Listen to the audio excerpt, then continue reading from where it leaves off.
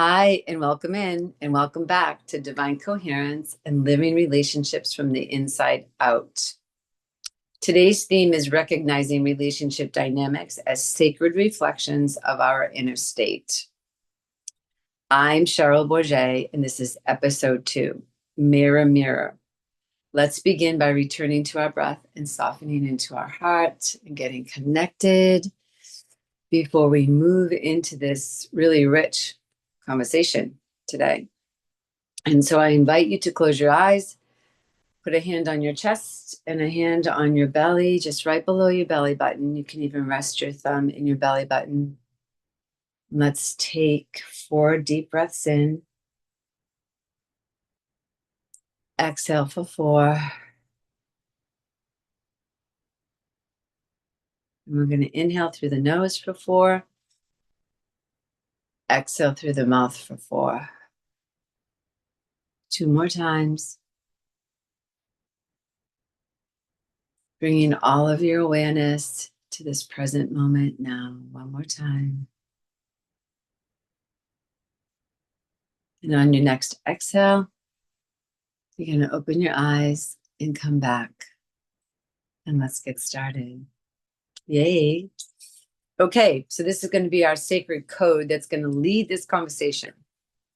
Relationships don't break us, they reveal us.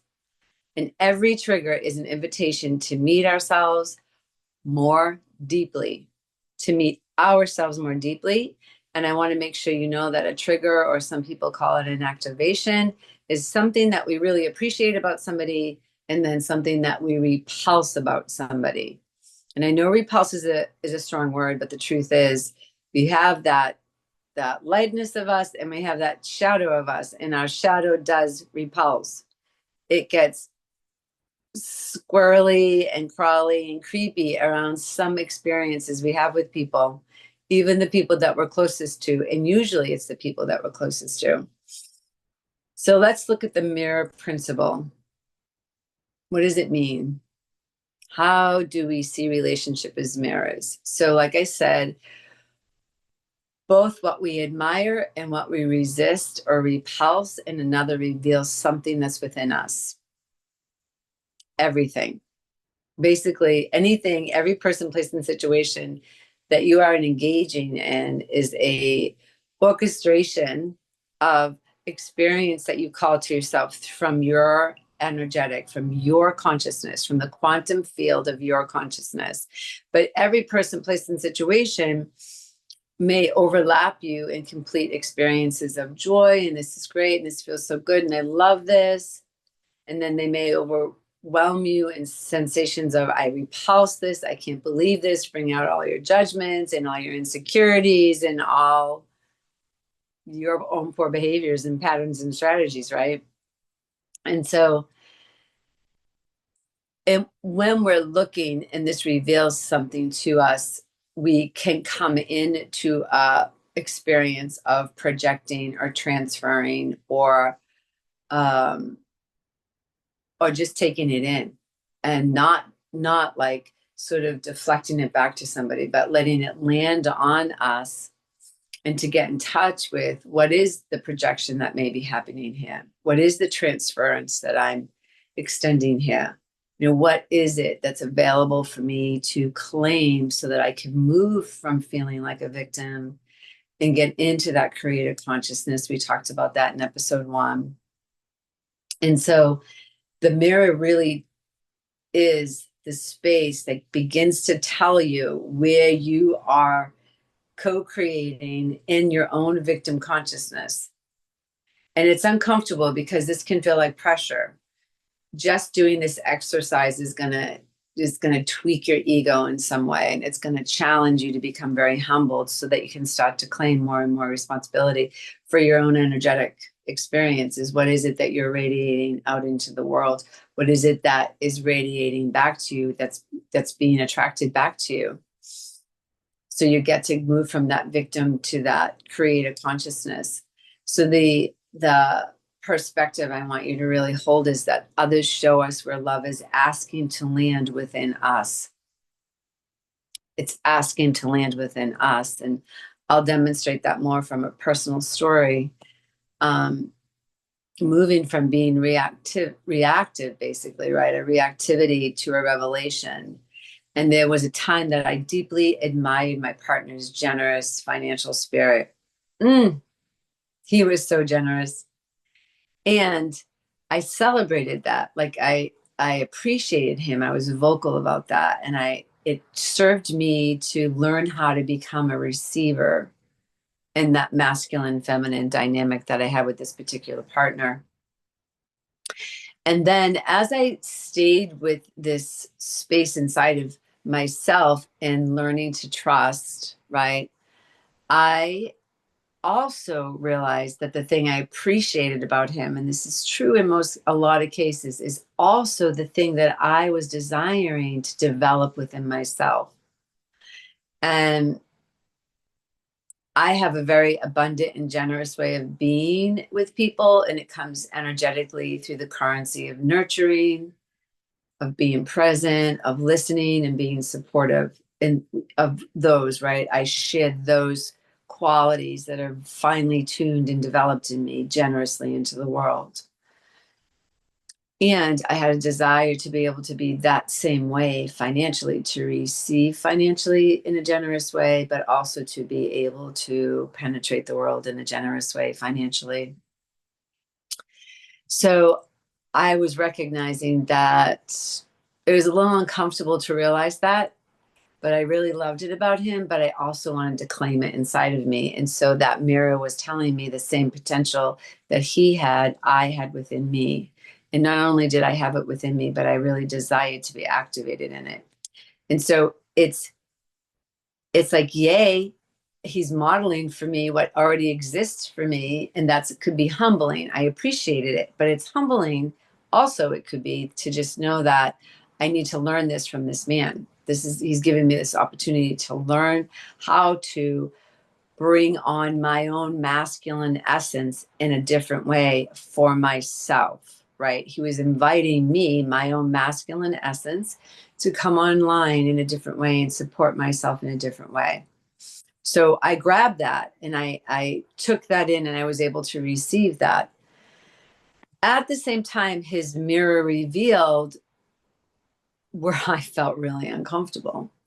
And I found myself feeling repulsed by how judgmental I perceived him to be and how judged I felt by him. It triggered me. I felt that he not only judged me, but he in general had a very judgmental tone with life, and lots of different parts of life, let's say. And it really he brought out in me the same reactivity or the reaction of what I really appreciated about him. And then I saw that what I appreciated about him, I need to also claim within myself. And then there's this other part, and I can get a little righteous when I'm a little judgmental, right?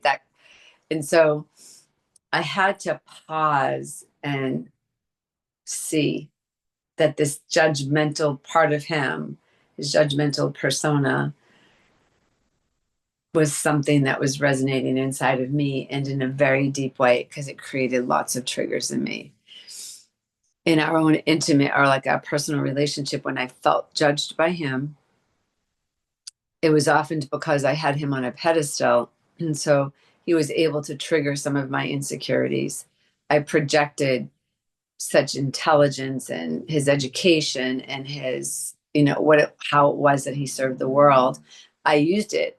And so when I would hear a tone from him or a comment that he would make, I would give it meaning and then it would land on me and I would feel very judged. And it didn't mean that he was even judging me. It just meant that I had something going on in my own energy field. And he was revealing that to me in that experience of being judged. So it showed me where I was judging myself.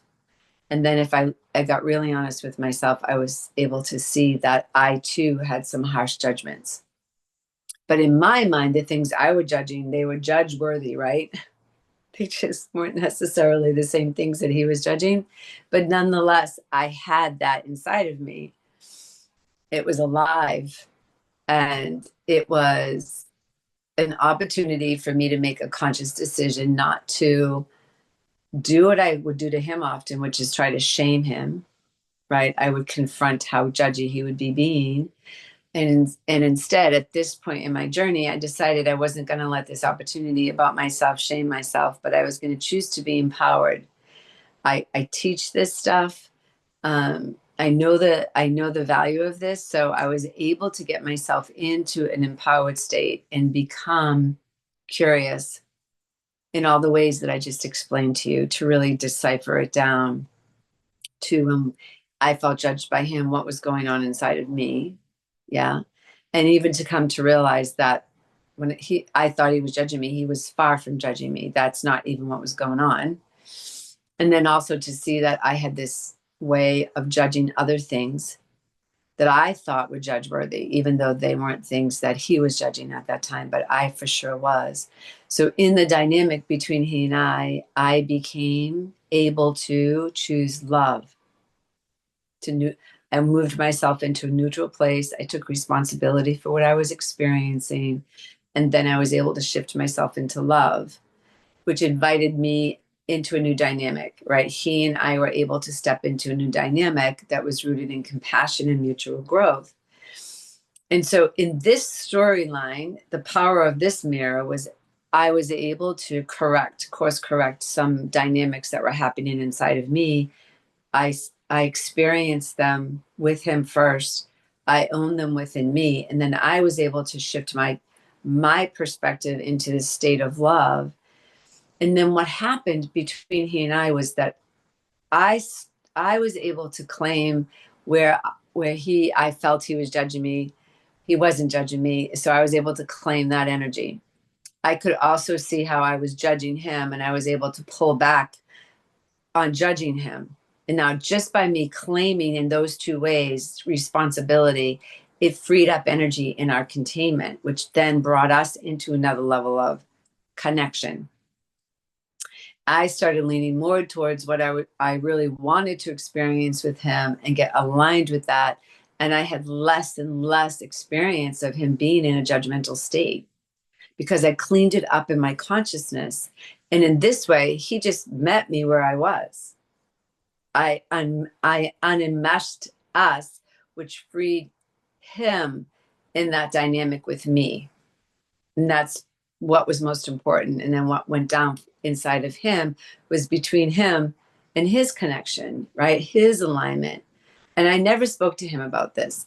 He, at a later time, on his own, we were doing like a check in around the relationship. And he expressed to me that he felt like I was being less judgmental and how much freedom he felt in that. And he felt like I was taking things less personally or giving them meaning, and how that freed him up. And I just smiled like, that's great. I didn't even go into the how I did this, right? I didn't like, yes, I did this work, and so I'm the one that made it easier for us. I didn't do any of that. He sort of just noticed something about me, and I appreciated his noticing. So I invite you from this conversation to come into a reflective inquiry and ask yourself this question: where am I reacting to another person's reflection rather than owning what it reveals in me? And remember, you got to put on your resource self, right? The part of you that knows the value of growth, that knows the value of self-reflection, that knows the value of personal responsibility, and then sit down with this and get really honest with yourself and really honest with the reality that there are parts of your most beloveds, your partners, your children, your siblings, your parents, your closest friends, that there's things about them that can repulse you, make you really uncomfortable, and bring you into a state of judging them or not being honest with them or somehow not being in integrity energetically with them. And so I want you to own that. And then I want you to see and ask, what is it revealing in me? What's my entanglement energetically in the dynamic of their heart space and my heart space, right? Body, mind, and spirit connection. And then I want you to trace one recent emotional charge. Trace means to spiral. Spiral back to the event in your consciousness and then spiral forward, right, into love and curiosity.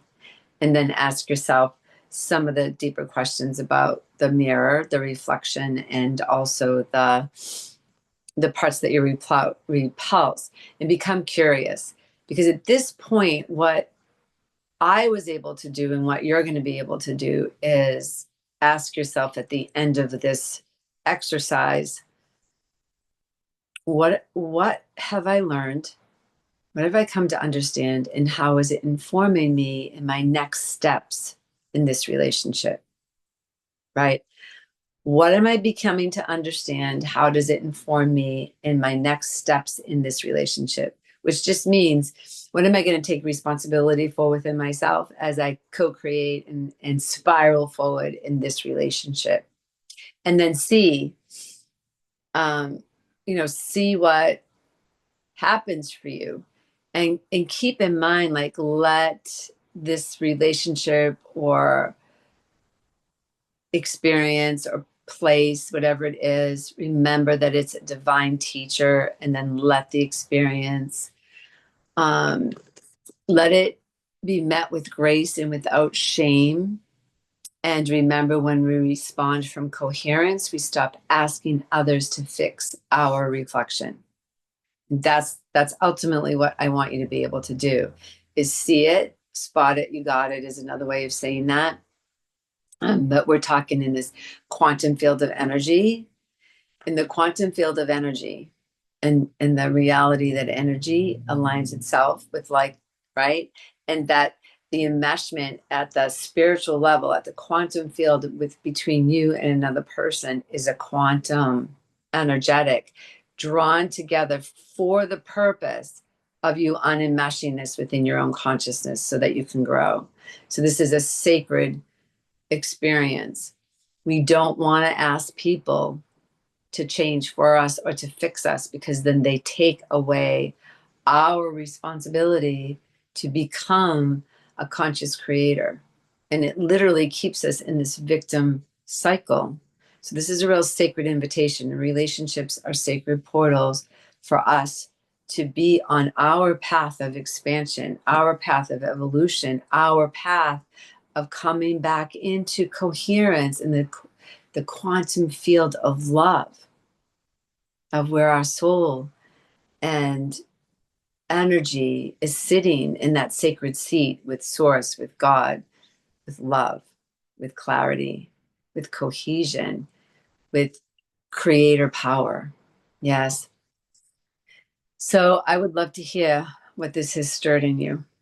So feel free to share that in the comments, or you can reach out to me directly by email if you feel compelled to explore that with me more deeply. CherylBourget@gmail.com. If you've enjoyed this, please like it, click to subscribe, and then share it with somebody else. I really appreciate you being here. I look forward to seeing you in episode 3. Peace and blessings.